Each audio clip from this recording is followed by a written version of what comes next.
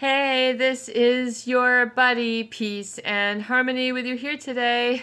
Much love going out to all the beautiful, empowered harmonizers. We are zooming in and focusing in a little bit more in depth on what I would call the addictive nature of a relationship with a narcissist, a covert narcissist, or a psychopath. The addictive behavior, the addictive qualities, the addictive tendencies, the addictive nature, the addictive pattern that gets rooted like a carrot, like a potato, like a rutabaga, like a turnip, like a huge carrot in the ground, or like a root for a very strong tree that is immobile, that cannot be moved, hence the earth over it, is oftentimes the cycle or pattern that has been reinforced, rememorized, rehearsed, and basically inoculated, shot in the arm, like a shot in the arm, an emotional shot, if you will, again and again and again in a relationship with a narcissist, whether it's an overt, sort of flamboyant narcissist who feels that they're better than everybody. They have the best opportunities, the best cars, the best clothes, the best whatever, whatever. And usually it's the air quotes, no one else gets them because they're so cool for school. Nobody understands how brilliant they are. They're like the ultimate rebel. Or black sheep who thinks that they are above it all and just basically win over people through a cool, cold, calculating charm and a vindictiveness that oftentimes wins over others. A vindictiveness, a meanness, a cruelness, or a tendency for them to berate others as part of their charm.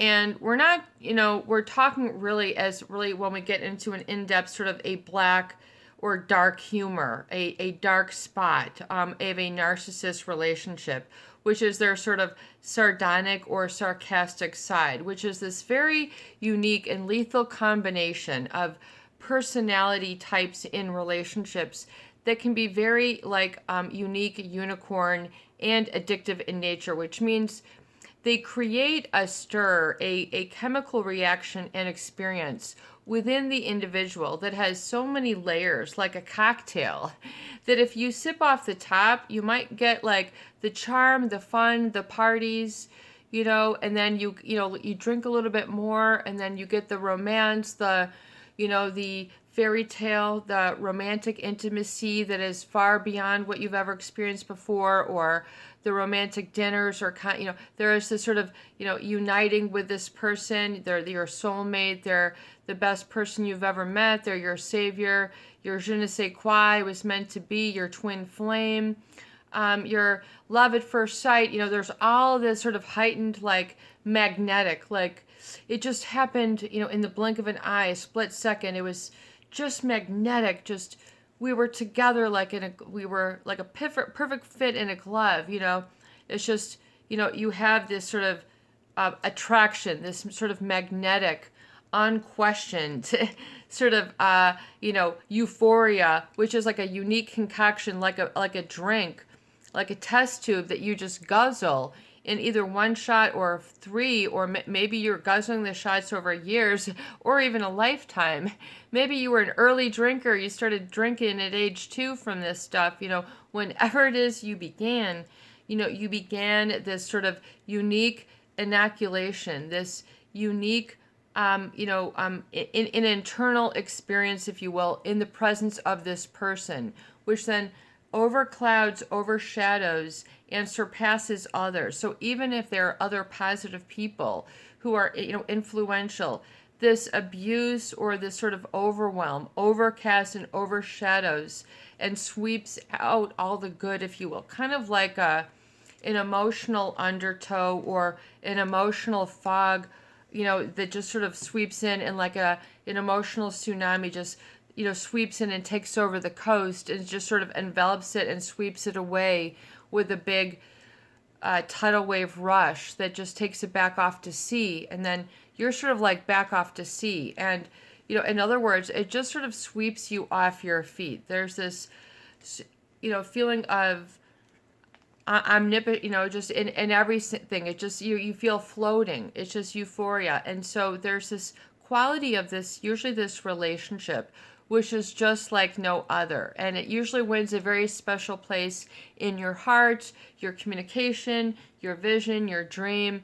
And it can take a root, which can either be the negative pervading, overshadowing it, which is part of the problem when it comes from a narcissist need who has an insecurity present, a need to overshadow, sabotage, use sardonic humor as part of their, and then the need to react and agree and pacify and please the narcissist with this agreement, meaning you need to be not only hip to hip, cheek to cheek, heart to heart, but you have to sort of measure souls with them to be on that energetic level in order to survive. There is part of this is the pattern that is sort of interwoven in that cocktail. It's one of the cherry juice ingredients, or it's one of the grenadine or whatever ingredients that's part of what you are consuming emotionally in the trauma bond or the addictive nature of this relationship. And the addiction really means that you are not provoking it. You are not the perpetrator of the abuse. People oftentimes feel when they are find themselves in a relationship with a narcissist other who has power or control over them, a controlling or ruling hand, an iron hand, a ruling fist, a smack, a dab, a hush money, whatever it is this person that does, sort of tries to keep a hover over. In other words, a controlling. These individuals will only allow you to have so much of your own because they always want a part of the piece of the pie. They always want credit when you're in your penultimate moments that you have won or awarded for yourself. They want to sort of have a finger in it and just, in other words, but what about me and what I did? So they feel, and then they will control with either withdrawing or withholding normalcy as part of this addiction. In other words, it would be normal too, but they won't do that. So they'll throw things off of balance, just like taking the wheel off of a cart. It'll very be easy to get attention if you take a wheel off of the cart. So it's much more easier to fall prey to this, listen to that. We're losing a wheel here. You got to screech and stop everything. That is the narcissist and how they get attention. They pull the wheel off it. They just don't want you to roll. They don't want you to rise. They don't want you to fly. They don't want you to sail. They don't want you to grow. They don't want you to smile. They want you to have entanglement. Entanglement, and then which is then mirrored then in what I always studied as sort of like the ganglia. It's kind of like you create an entanglement within the mind. There creates a just like if you can think of like a carpal tunnel, which creates pain in a wrist and limits movement, and feeling, and it hurts, and there's a sting, and it's very uncomfortable. So you don't know what to do, and you don't know the source, but it's sort of like that. In the mind, you develop like a carpal tunnel of emotion, painful, difficult to move, normal situations. Ooh, these people feel very, these are people who have very difficult problems. They can't take elevators. They can't do certain social events. They freak out. They have post-traumatic stress syndrome. They can't leave their house. This mirrors, like soldiers from all countries who come back from their service of duty, and they are freaked out. They cannot just believe what they have seen. They are like, OMG.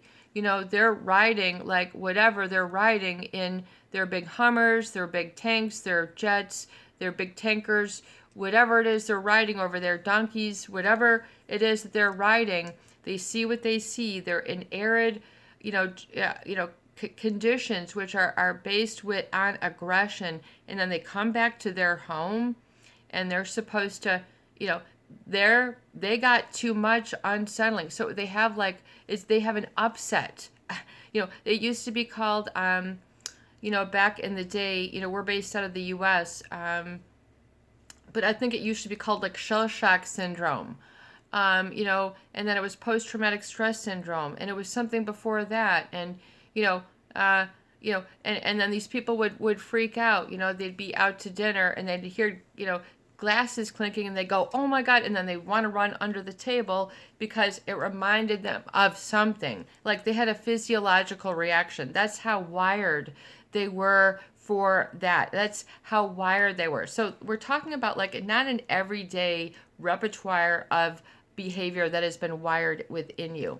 And there is an addiction then, that oftentimes mimics that sort of extreme and that feeling that, in other words, if you go to pursue your dreams, you might get that smack on the face. If you go to get the good grade, you might get the head, wrenched on the doorway and knocked in. Or like my story, I was talking about, how I was dressed up for a ski event that was so fun called Snowflake, and I was ready to go, and I was getting good at skiing, and so I could do some advanced hills, and I was trying to look good and cute while going out there, and I had, my hair in braids for the first time, and, my hat on, and I'm like, I'm getting all together, and then it was just a head into the front door of my house, and I had a big welt, no words spoken. It was just head into the doorway.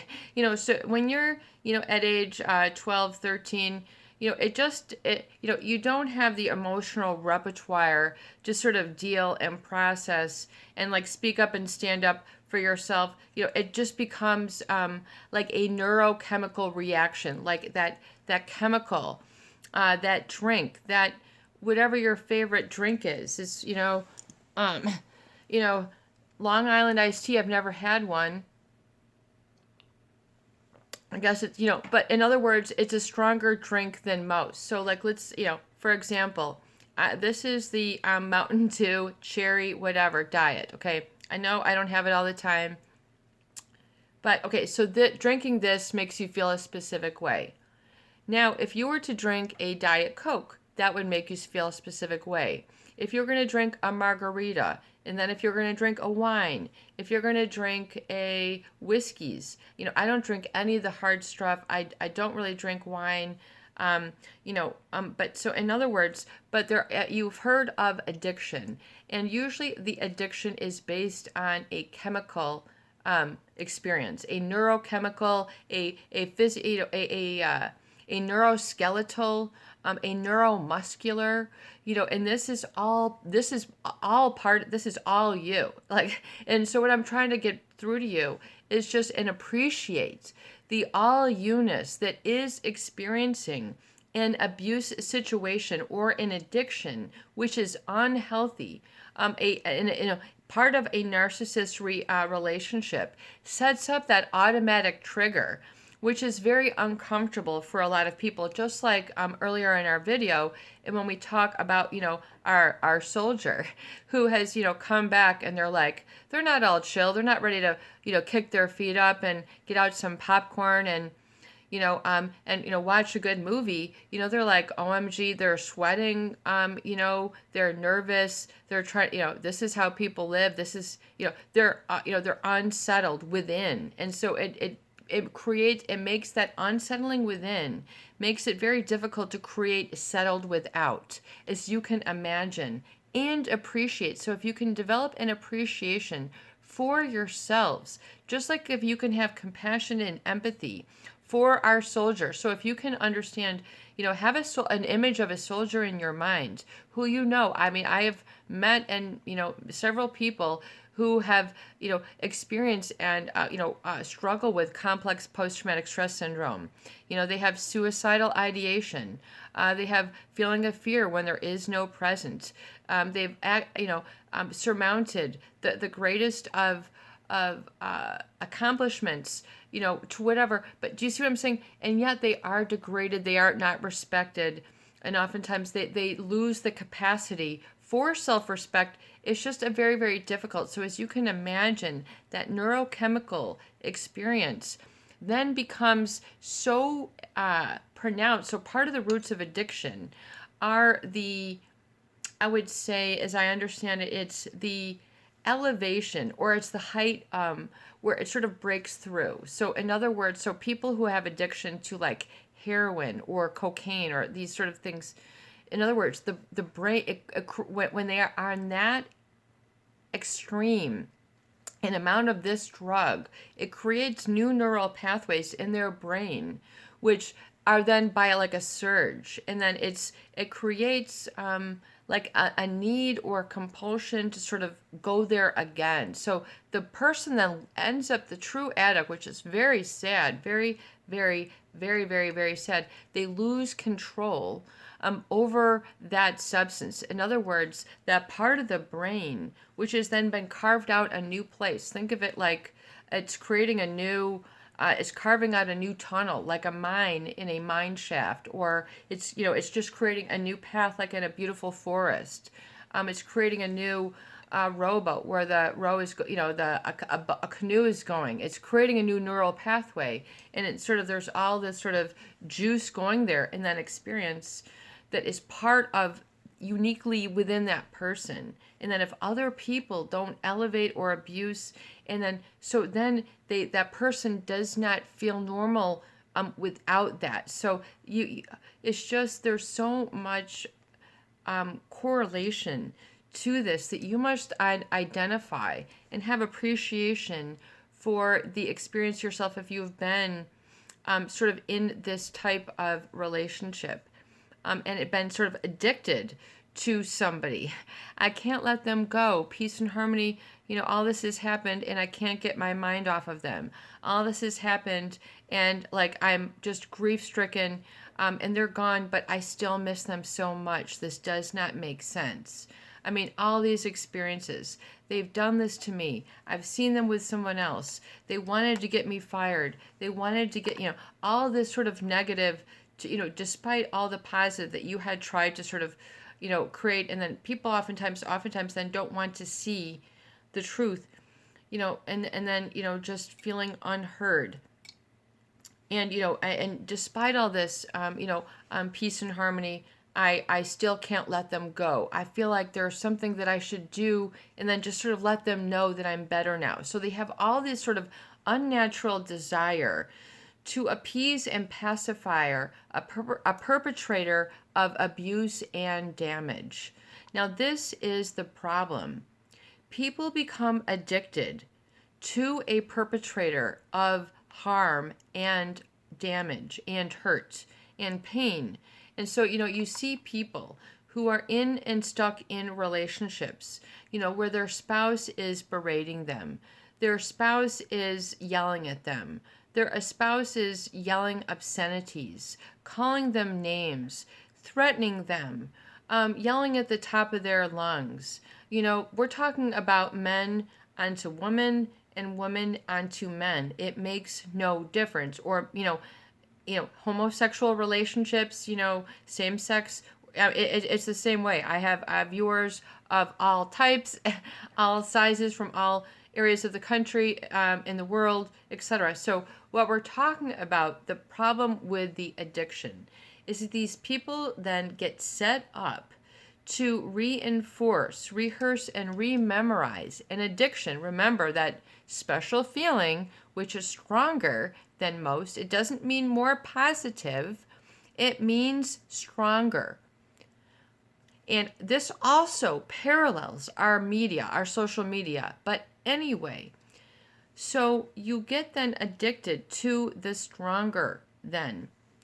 And this will then tend to cause a relapse, a falling back, a regression, or what you might call, a falling back to bad habits, bad ways, bad mindsets, bad relationships, bad heartbreak, or really settling into a recurring mood, which becomes a temperament over time, which then becomes really a permanent, what feels like a permanent personality trait of, say, depression, melancholy, hopelessness, apathy, or passivity. In other words, you could have spoken up but couldn't or didn't or couldn't will it. In other words, it creates a sort of deadening of soul, deadening of self, deadening of communication, deadening of aliveness, sort of deadening of purpose or true potential, what is there, what is meant to be. And so part of you in the addiction, as we say, and I talked about this in previous videos, we talk about Napoleon Hill, the great writer of the early 1900s, I think right around, Think and Grow Rich, really, really groundbreaking information that was used really by a lot of very successful business leaders. W. Clement Stone, talks about the what was W. Clement Stone, the power of positive thinking, and then how he utilized this with his beginning insurance company, which became Aon, combined insurance. Just a fascinating individual.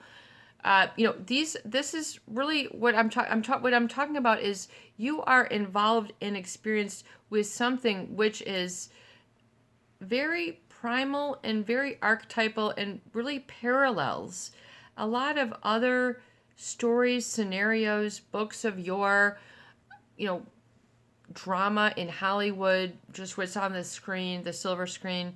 What I'm trying to explain is that there's this addictive quality which then, like Napoleon Hill, as we're saying anyway, what he talks about, being able to drink alcohol, but then he says, with 1 to 2 drinks, but after 3, then the drink is drinking him. That is the root of addiction. In other words, you're no longer having a drink. The drink is drinking you. It's kind of like I Dream of Jeannie. You are actually going into the bottle. You are not the person holding the bottle. The bottle is consuming you. This, to me, is very terrifying. To me, this is very scary. To me, this is very tragic. To me, this is gut-wrenching. To me, this is responsible for the downfall of much of humankind. Now, you might consider this like a big sweeping statement. However, I believe it and know it to be so. Just look at what is going on in the U.S. today.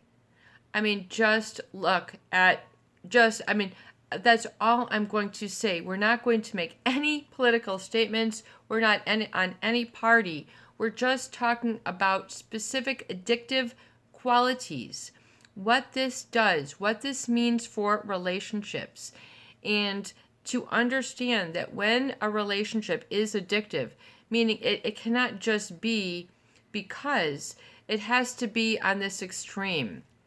It has to be on some sort of, negative reinforcement or reinforcement, where then all other relationships do not then become as important. They do not seem as important. They don't seem as valuable, even though they are. These are the red flags and hallmarks of addiction.